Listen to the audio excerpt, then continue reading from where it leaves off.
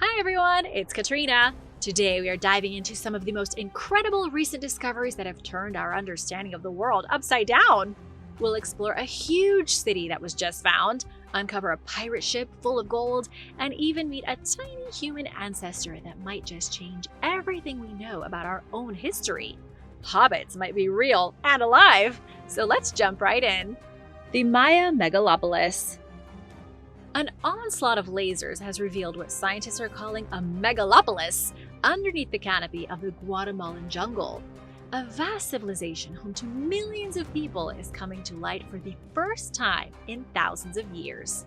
The civilization, which existed even before the Roman Empire, grew to be bigger than England was in the Middle Ages. The civilization I'm talking about is the Maya, but this isn't the Maya you may be familiar with.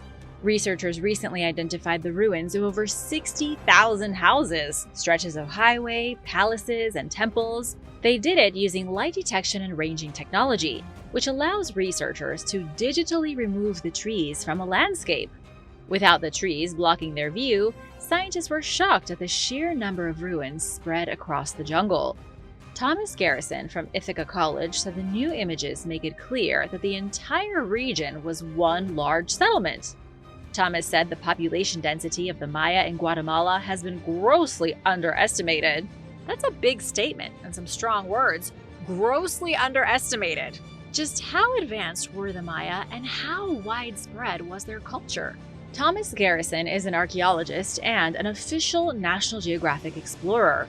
He also belongs to a group of researchers who have already mapped more than 800 square miles of the Maya Biosphere Reserve in Guatemala. Thomas's work has shown that Central America supported an advanced civilization comparable to cultures like Greece and China. Pretty wild, don't you think?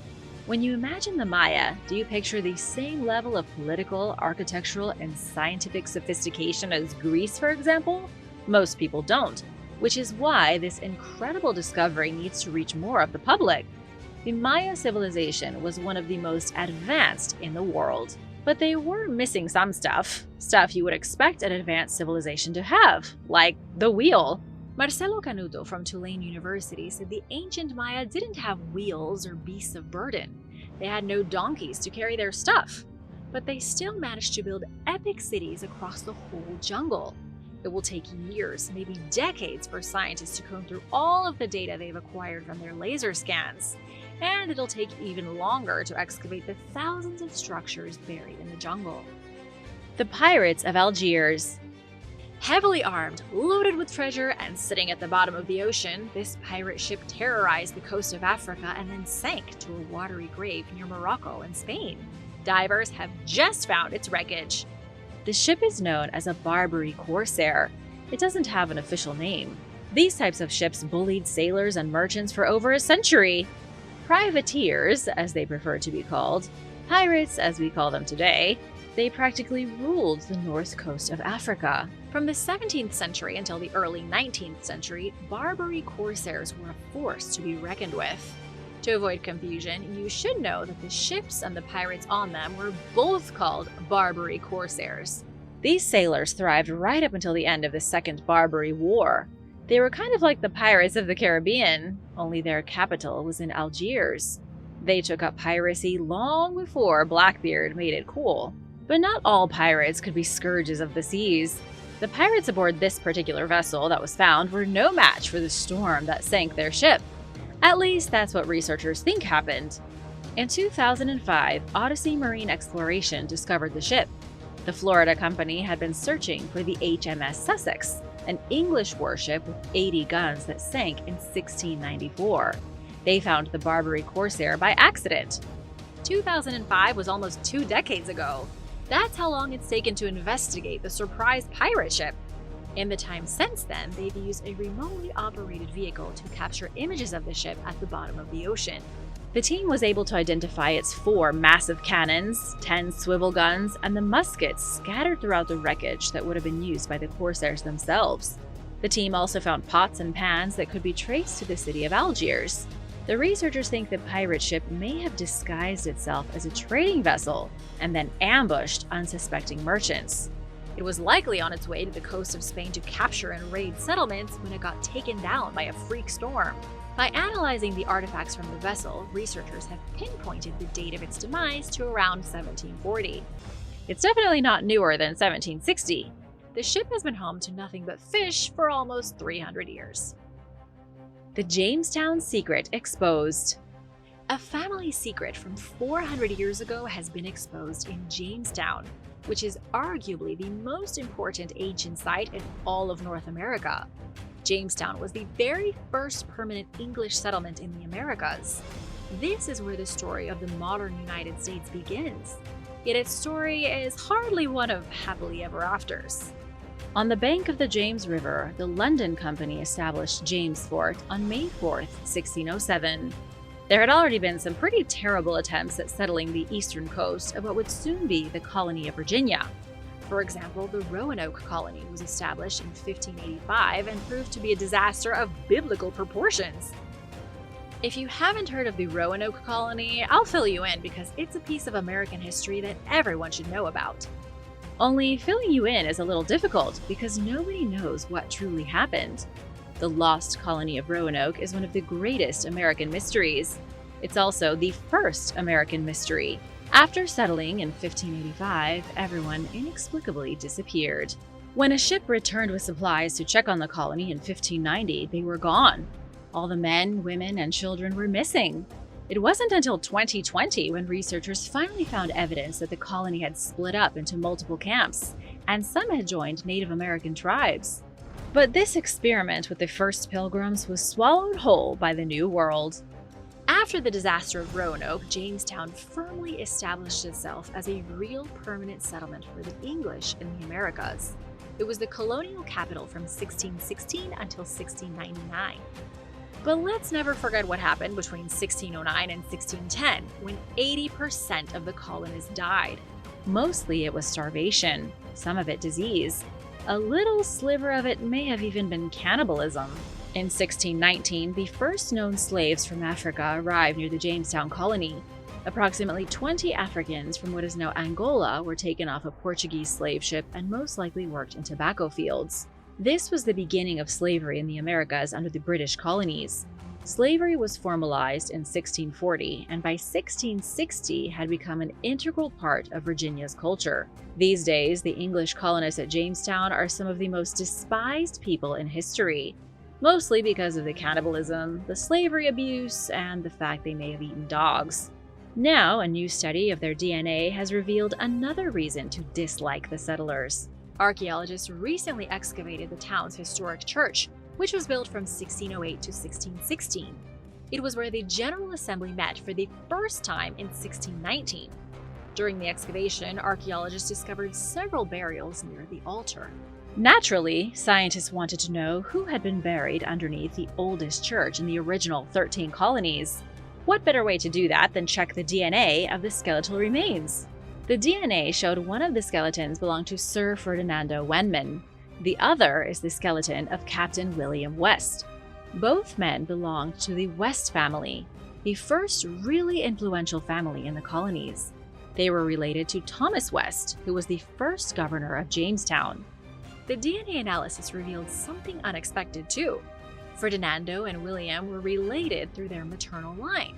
Or to put matters more simply, the DNA test showed that William West was the illegitimate son of Thomas West's Aunt Elizabeth. This is some seriously juicy 17th century drama. But you're probably thinking, who cares? So what if he was illegitimate? Plenty of people have babies out of wedlock today. But they didn't in the 17th century, especially not prominent families. Having an illegitimate child must have been such a stain on the West family that they omitted it from the official lineage records. It is a 400-year-old family secret that was completely forgotten until now. I feel like you and I have invested so much time into the Jamestown colony already that I should tell you how things turned out. After the whole starvation and cannibal episode, things picked up with the cultivation of tobacco in 1612. Jamestown went from a swampy death camp to a profitable city. As tobacco became the cash crop of Virginia, the agricultural boom led to the foundations of the United States of America. And now it's shout-out time! I want to give a big thank you to Midwest and EUC Las Vegas for supporting this channel. Vegas, baby! Be sure to subscribe if you haven't already for more videos about incredible recent discoveries. The Priest of Paco Pampa. In Peru, archaeologists have found a priest buried under 6 layers of ash. It's a discovery every bit as gruesome as it sounds, and I can't wait to tell you about it. The discovery was made in Paco Pampa, an archaeological zone in northern Peru rich in ancient treasures. While archaeologists were conducting a survey of a new site, they found a tomb. Inside the tomb, they uncovered the body of an elite religious leader who lived 3,000 years ago. He wasn't just buried under layers of normal ash. It was ash mixed with black earth and littered with ceramic bowls and powerful seals. Some seals were decorated with anthropomorphic faces, and others with wild animals, like the jaguar. Scientists are calling him the Priest of Paco Pampa. They know absolutely nothing about him except that he was the religious leader in his community. But so were a lot of the people buried here. The year before, archaeologists found the priest of the Pututos in the same area. In 2015, they found the bodies of the priests of the serpent jaguar of Paco Pampa. And in 2009, the tomb of the Lady of Paco Pampa. This site contains the graves of religious leaders over a span of more than 500 years, with the oldest dating to beyond 1200 BC. Paco Pampa must have been a ceremonial center. In fact, the scientists who study it believe it was a monumental ceremonial center, a place where people from all over the region gathered to participate in religious rituals. Paco Pampa was likely built by the Chavin culture, who came long before the Inca. The Chavin were around more than 3,200 years ago. This site is essentially grassland now. Check out this picture of a stairway leading to nowhere. This was likely once a temple or some important structure. Now it's nothing but a partial staircase. Hobbits confirmed real and alive. A breakthrough in human evolution has been found that is so huge I have to tell you about it immediately. Long story short, an ancient race of hobbits has been found that lived 700,000 years ago. But just wait, they might still be alive today. This is just crazy. But before I dig into the new info, I have to tell you about the original discovery. It happened 20 years ago when scientists found the tiny bones of an ancient race of humans on the Indonesian island of Flores. Researchers were amazed by the fossils on the island. They belonged to a race of ancient humans who only stood about 3.5 feet tall. Scientists started calling them hobbits because they seemed like real hobbits. They looked just like Frodo and his pals in Lord of the Rings. Researchers have been sweating over these bones for the last 2 decades. They've been trying to figure out how exactly they connect to Homo sapiens, Homo erectus, Neanderthals, and other branches of the human family tree. The only place these fossils have ever been found is in Flores. They appear to have only evolved in Indonesia. The hobbits are scientifically known as Homo floresiensis. The bones were radiocarbon dated, and scientists found that the race existed between 60,000 and 100,000 years ago. No one can say how extensive their civilization was or how advanced they might have been. But there's one important question. Did they truly go extinct? Could the hobbits of Indonesia be alive and well right now? The answer is a surprising yes. Anthropologist Gregory Forth, who retired from the University of Alberta, said our ancient hobbit ancestors are still kicking. He referenced a bizarre legend specific to the island of Flores that is honestly very convincing. In Indonesia, they have been telling stories about ape men since anyone can remember. It's the Indonesian version of Bigfoot or Sasquatch, only the Asian ape men aren't as big. They are called Leo and are described as humanoid, small, hairy, and living in the forest. Whereas the rest of the world has stories of Bigfoot standing more than 10 feet tall, in Indonesia, their Bigfoot is a hobbit. Well, you know what I mean. Then scientists found actual remains of real hobbits. Gregory Forth said that when he learned of the Leo and then the bones of Homo floresiensis were found, something clicked in his brain. It was too big of a coincidence not to investigate. During his investigation, Gregory came upon some evidence that is tough to refute. He interviewed a man who found the corpse of a creature that was not quite monkey, but not quite human. It had a stub of a tail, straight bristly hairs on its body, and an almost human face. Gregory has interviewed over 30 people in Indonesia who have all witnessed a similar animal. There's just no way that many stories can coincide with finding actual bones. Think about if this happened in North America. If scientists found the bones of a hairy hominid who stood 10 feet tall, everyone would be saying that Bigfoot exists. There would be a continent-wide manhunt to find Bigfoot. This is the same thing in Indonesia, only with hobbits. And now the plot has thickened. A new set of fossils was found just shy of 50 miles from where the original bones were found. The new set is significantly older. 20 years ago, the hobbit bones were found in Lianghua Cave, and although they were old, they were still ordinary bones. The new remains were found at a site called Mata Menje, and they are fossilized. They date back 700,000 years. Prepare to be blown away by what scientists learned about these fossils. A new study found that the fossilized bones are not from Homo floresiensis. They represent the ancestors of the Indonesian hobbits, who were even shorter. I can't believe this is happening. Scientists have a partial jawbone, an arm bone, and 6 teeth. They confirmed that the new creature was about 2.5 inches shorter than the hobbits from 60,000 years ago. The hobbits, who might still be alive and hiding in the jungle, had ancestors even shorter than they were. This is one of the biggest discoveries in human history. Do you think this human hobbit could still be around? Let me know in the comments below. New Stonehenge data. The altar stone is the most important rock at Stonehenge in England. It's 6 tons, positioned right at the center of the world's most famous rock circle. What scientists have just found out about the altar stone is changing their understanding of Stonehenge. As if Britain's greatest monument couldn't get any more mysterious, it just has. The altar stone is important because it marks the intersection between 2 critical cosmic alignments. It aligns with both the sunrise on the winter solstice and the sunset on the summer solstice. The stone is right at the heart of what scientists believe was an ancient temple. This is all old news though. It's old news just like the fact that the smaller stones at Stonehenge were transported from southwest Wales, 120 miles away. The new news is that the altar stone didn't come from Wales. It didn't come from England either. Scientists conducted mineralogical tests on the gigantic hunk of stone. They traced its origin to over 500 miles away. Do you have any guesses as to where this stone may have come from? If you guessed Scotland, that's correct. The minerals prove that the altar stone came from either Scotland or the Orkney Islands. If it came from Orkney, that means that part of its journey was by sea. This is no small stone. Remember, it's 6 tons. It's monstrous. Didn't people in the Stone Age have better things to do than transport a slab of rock 500 miles away? Does it have special properties? Is there something about this rock that we can't see? Archaeologists are at a loss for words. Up until now, scientists assumed that Stonehenge was the product of a British Neolithic society. It was believed that one clan or tribes with similar identities teamed up to build it. Now, Stonehenge has been linked to Scotland and Wales. It took stone from quarries separated by hundreds of miles to build. This means there must have been cooperation between various clans across the entire British Isles. The implications are widespread and controversial. The new link to Scotland suggests that 4,500 years ago, there was political and religious cooperation across Britain.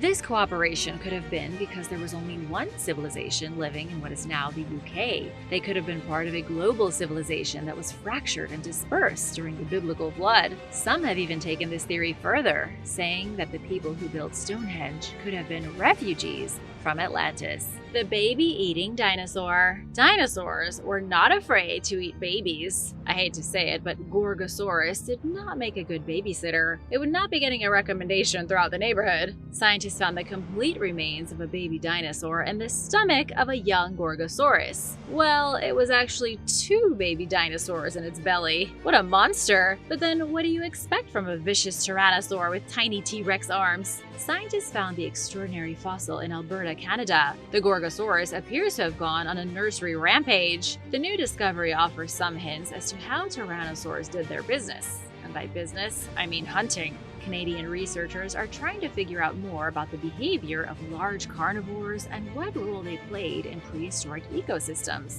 75 million years ago, during the Cretaceous period, Alberta was a subtropical coastal plain. Its modern Badlands was on the shore of a vast inland sea that cut America in half. The area was overrun by a cornucopia of dinosaurs and other strange creatures. Instead of herds of bison, there were herds of duck-billed herbivores. There were horned dinosaurs like legendary Centrosaurus, and of course, there were the big, scary tyrannosaurs.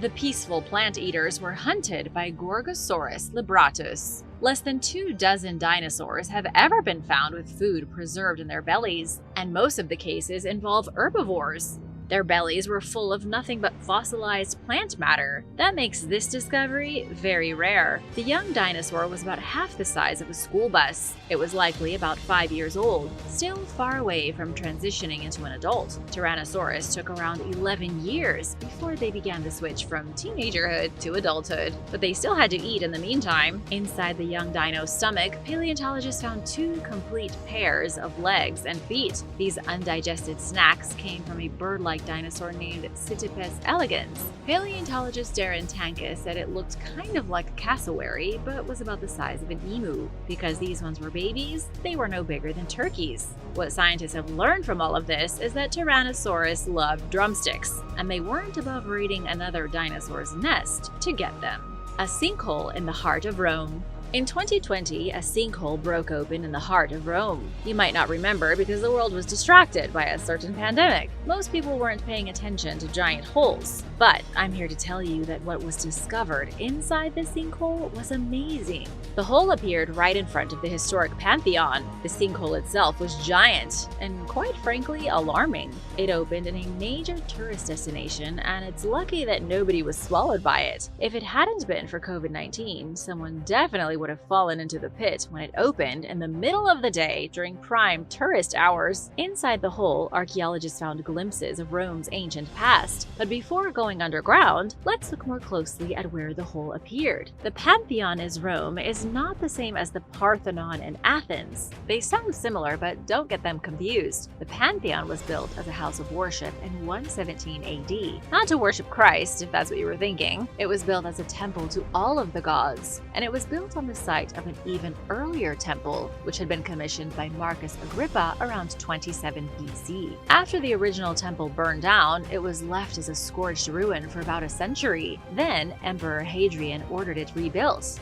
It was glorious. To this day, the Pantheon remains one of the most magnificently preserved Roman buildings anywhere in Europe, Africa, the Middle East, or the Levant. And although it was transformed into a church in the 6th century, some say the original Roman gods still live between its huge stone columns. Now that the scene is set, let's get down into the sinkhole. A massive chunk of the Piazza della Rotunda collapsed on itself. This wasn't an anomaly since Rome is built on top of ancient quarries, tunnels, and catacombs. The substructure of Rome collapses all the time. Down in the sinkhole, archaeologists found unexpected treasure. They discovered imperial Roman paving stones. If the Romans knew that people were watching videos about their paving stones, they would be in disbelief. The 7 slabs of sedimentary rock were likely part of the original temple. Who knows what archaeologists will find when the next sinkhole opens? In 2019, there were 100 sinkholes that appeared randomly, and before that, in 2018, there were 175 sinkholes. Rome is one bad day away from completely collapsing.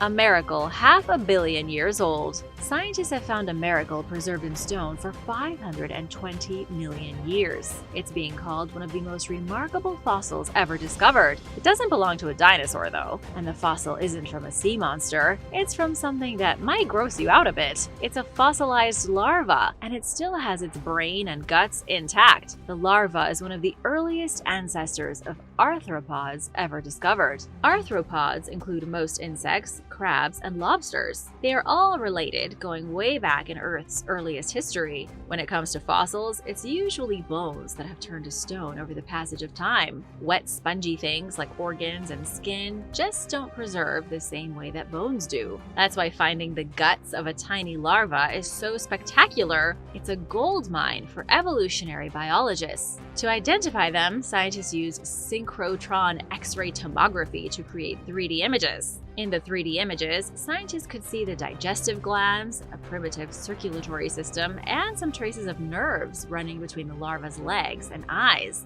That's a pretty impressive scan, and scientists even identified the protocerebrum inside the larva's brain, which was a huge deal. Scientists suspect that the protocerebrum in the larva later evolved into the nub of arthropod heads. Arthropod nubs are what allow them to thrive in so many environments across the world today. So it might just be a larva from 500 million years ago, but its preserved brain is a unique window into the evolution of modern brains in all kinds of creatures. Medieval Russian tax collectors. A pair of burials were found by archaeologists in Russia, and what they discovered inside the graves is nothing short of remarkable. The deceased individuals may have been tax collectors. You know, the people who went from house to house, community to community, taking taxes from people. Take a look at this fantastic overhead view of one of the burial pits. The image is from the Institute of Archaeology of the Russian Academy of Sciences. You can see the skeleton laid out, and right beside him is his metal battle axe. The other alleged taxman was also buried with a battle axe. Both of them were buried with sophisticated equestrian equipment. They were geared up for horse riding and fighting. The site where the tax collectors were found has been a hotspot for field research since 2020. The burial ground covers about 7 acres and is near the town of Suzdal, northeast of Moscow. The most recent round of excavations revealed 50 undisturbed burials. So what do archaeologists do when they find all these graves? They dig up the bones. Researchers have found fancy jewelry, ancient coins, and a lot of weapons. Out of all the burials, the tax collectors' graves are the most fascinating. One of the men was around 40 years old when he died, and his partner was close to 30. You're probably wondering how archaeologists know they were collecting taxes. It's because they were buried with different weights, which had likely been used to weigh coins. Their graves are also quite large, suggesting they were of high status. These could have been government officials who performed a variety of fiscal functions. It all boils down to medieval bureaucracy. Being a medieval Russian tax collector was a multifaceted role that combined the physical risks of being a soldier with the bureaucratic responsibilities of a civil servant. It was a position that demanded courage, skill, and resilience. What I'm afraid to ask is what they did with the battle axes if you didn't cough up the tax money. What doesn't kill you makes you stronger. What doesn't kill you makes you stronger. That's how the saying goes, and now a new study has proven that it's true. Scientists have found that human societies that experience major disasters do a better job of recovering the second time around. Hardship makes civilization thrive. A group of scientists came to their conclusion by looking at the last 30,000 years of human history. They found that across the globe, from Neolithic humans to more modern nations, the more downturns a culture experiences, the more likely they recover when something bad happens again. That's what Philip Ryris with Bournemouth University told Live Science. The tightrope between vulnerability and resilience was especially strong with early farmers. As agricultural communities suffered brutal setbacks, they got better at recovering from them. How do you even go about doing a study like this? It involves looking at a ton of data and way too many variables. Philip and his team studied 16 archaeological sites from South Africa to Canada. They looked at societies that suffered everything from political upheaval to climate disaster. It's all about learning from mistakes and passing the knowledge on to the next generation. The study has been interesting because it shows that as civilization has advanced, people have been learning from their trials and tribulations. But without suffering those disasters, societies may not have learned and progressed. We are only here today thanks to our hardships. Did we kill the Neanderthals? What are some things you may have in common with Neanderthals tens of thousands of years ago? Probably not your morning commute, and probably not the ever-increasing price of your Netflix account. But scientists have found that you likely suffer from the same colds as Neanderthals used to. Not just colds, but other viruses too. New data has shown that modern colds, cold sores, and cancers plague Neanderthals just like they plague modern people. But that's only the tip of a very disturbing iceberg. When I tell you where these viruses came from, you're going to rethink your opinion on humanity. Do you remember when Europeans arrived in North America and brought all kinds of diseases with them, leading to mass deaths in places like the Aztec Empire and all the North American tribes? Surely you don't remember because you weren't there, but you know what I mean. New information has come to light that shows the same thing happened to Neanderthals. 50,000 years ago, when Neanderthals came into contact with Homo sapiens for the first time, they started to get sick. They got so sick that they went extinct. and humans might be to blame.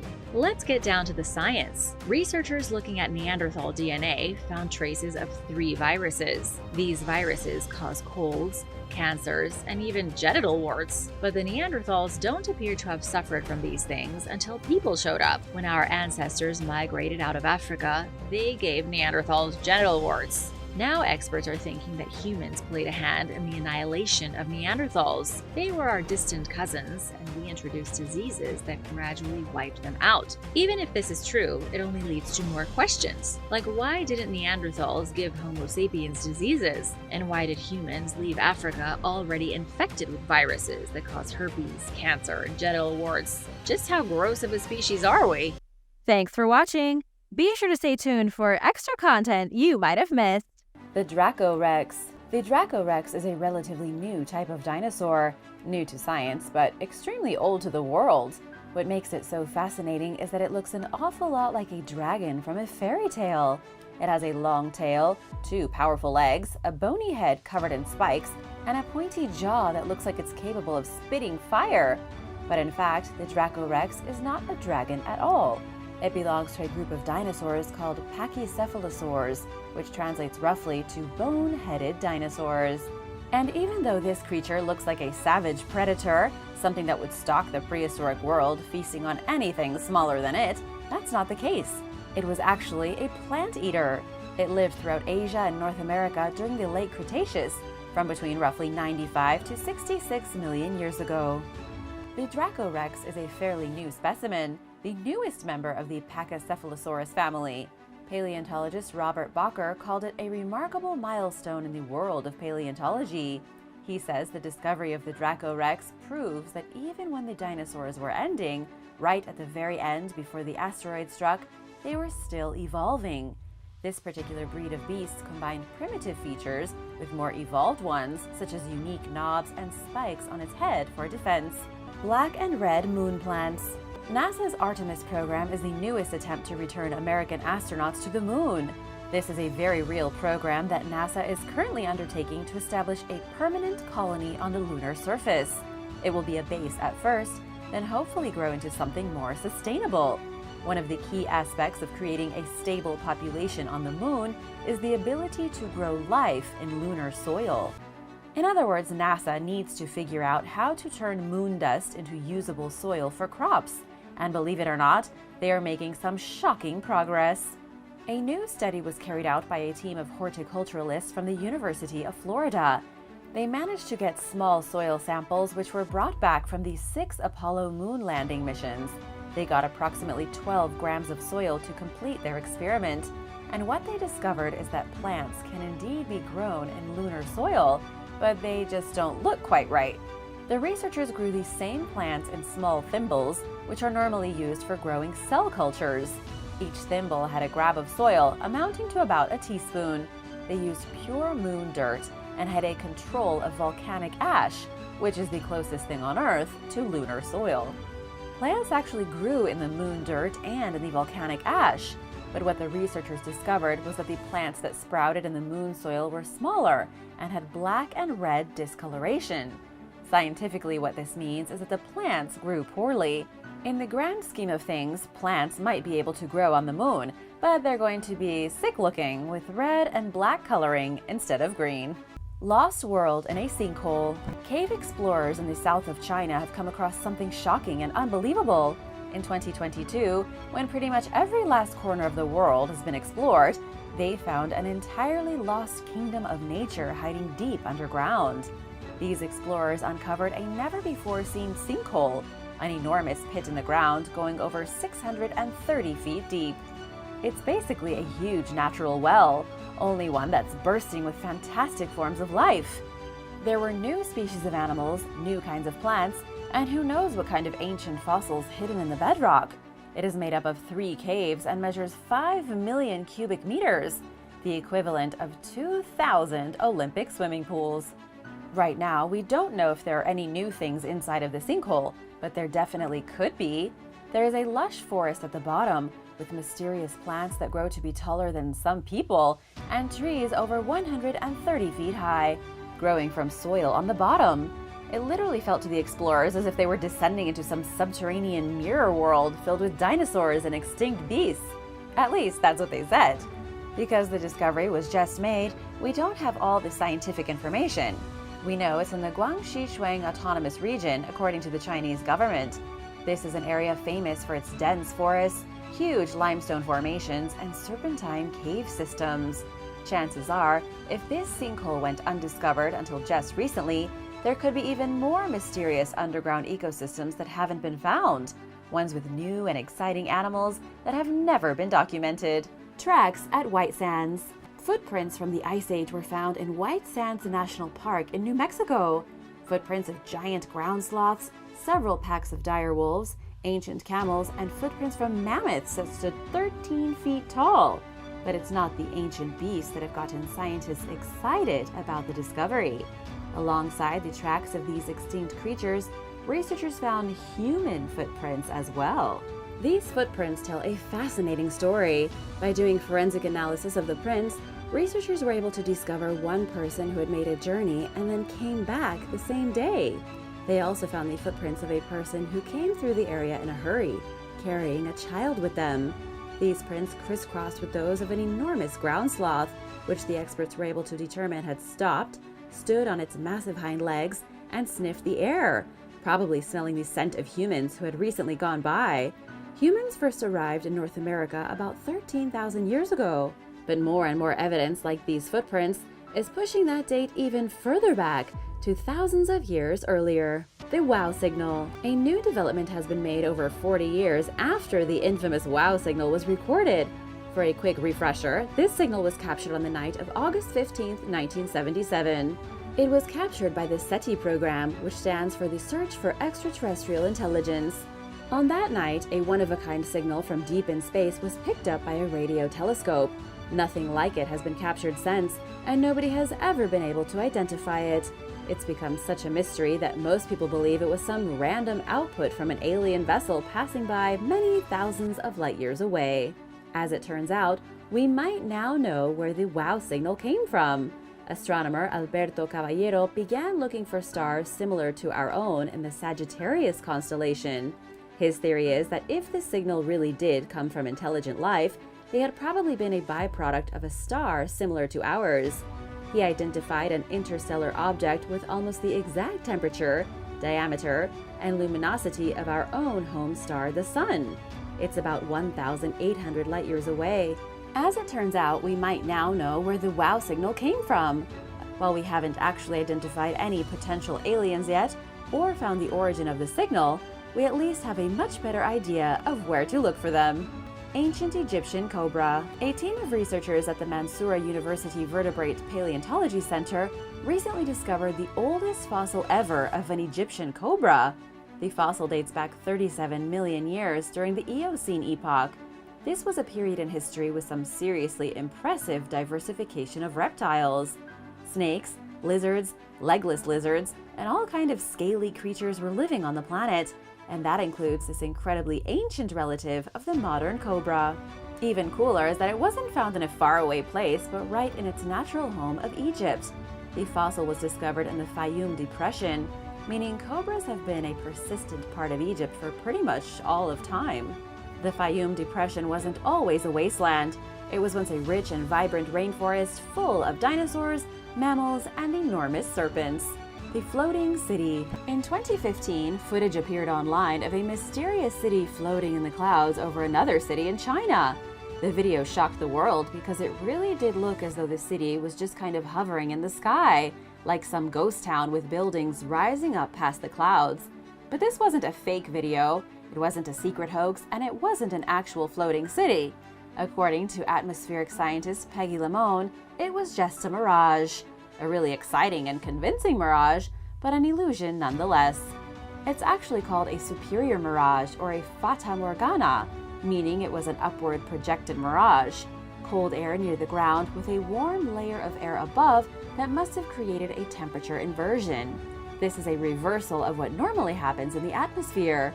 The result was that as light rays passed from one mass of air into the next, they bent in a highly unusual way that tricked our brains.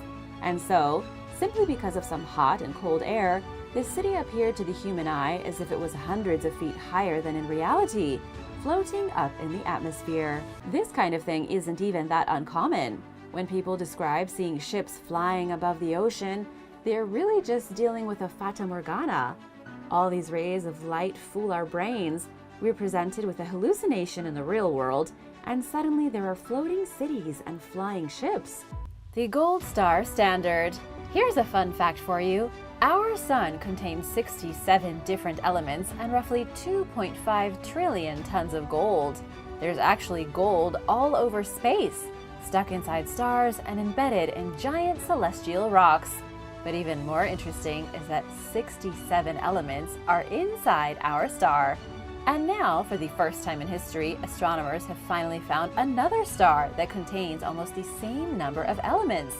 This one has 65, and it's in the neighborhood of the Milky Way and the Tucana constellation. It's being called the gold standard of stars by astronomers because it's allowing them a unique opportunity to study how some of the heaviest elements in the universe are created inside the raging bodies of stars. Its official name is HD 222925. It's unique in that it contains many elements, but not a lot of mass. It has extremely heavy elements like gold, but scientists don't believe that the gold and other heavy elements were created inside the star. They don't know where they came from or how such elements are formed out in the universe. What they think is that because of all the star's lighter elements, when it goes supernova, those elements will somehow end up producing heavy elements like gold, which will then end up being swallowed during the formation of a new star. Even stranger is that scientists don't believe the star originated in the Milky Way, but from a different part of the universe. That's why it's so unique. However, figuring out how a giant star migrated across space is yet another mystery scientists have yet to solve. Giant megalodon tooth. A remarkable treasure was found by a 6-year-old boy from the small village of Bradwell in the United Kingdom. His name is Sammy Shelton. He was with his dad walking along Bodsey Beach in Suffolk when from out of nowhere he saw something pointy sticking out of the sand. He reached down and grabbed the mysterious object, then was pleasantly surprised to see that he had found a tooth. But this wasn't an ordinary tooth. It had once belonged to a gigantic megalodon, the biggest species of shark that ever lived. The oldest remains ever discovered of a megalodon go back about 20 million years, with the most recent being 3.6 million years old. That means that for roughly 17 million years, this enormous shark dominated every ocean on the planet. They were huge, powerful, and ruthless. Picture a great white shark almost as big as a blue whale. According to the Natural History Museum in London, an adult megalodon could grow to at least 60 feet long. These days, there is not much left of the extinct great predators, just their teeth. Since sharks are mostly made out of cartilage, the teeth are the only thing that doesn't disintegrate and fossilize easily. Plus, a shark produces and sheds thousands upon thousands of teeth throughout their lifetime. Considering the megalodon lived all over the world for 17 million years, there are probably billions of fossilized megalodon teeth lost in the oceans. Every now and then, someone like Sammy gets extraordinarily lucky and finds one washed up on the beach. Have you ever found a megalodon tooth or a shark tooth? Let me know in the comments below. World War I training tunnels. The Salisbury Plain in England is most famous for Stonehenge and a whole collection of other prehistoric sites. But recently, the Salisbury Plain yielded a much more recent archaeological treasure. Researchers discovered a mysterious network of tunnels dating back to the days of World War I.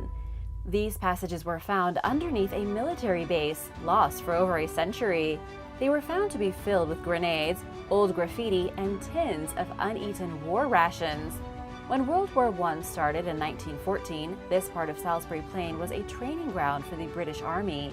It was here where combat engineers were trained on how to properly build tunnels and trenches. These tunnels were to be used during real warfare so that soldiers could dig underneath enemy lines and plant bombs. Archaeologists discovered these practice tunnels while conducting salvage excavations. The Army is building a new housing unit, so a bunch of ground had to be dug up. Archaeologist Martin Brown says the project turned into the biggest single investigation of World War I training trenches in the world. It's unclear how they went unnoticed for so long, but it looks to be one of those things where the entrance was covered, dirt shifted, and the whole place was buried. But perhaps the coolest part is the graffiti, which is mostly the names of soldiers scratched into the walls for people to remember them years afterwards. Thanks for watching. Remember to subscribe if you haven't already, and I'll see you soon for more amazing videos. Bye!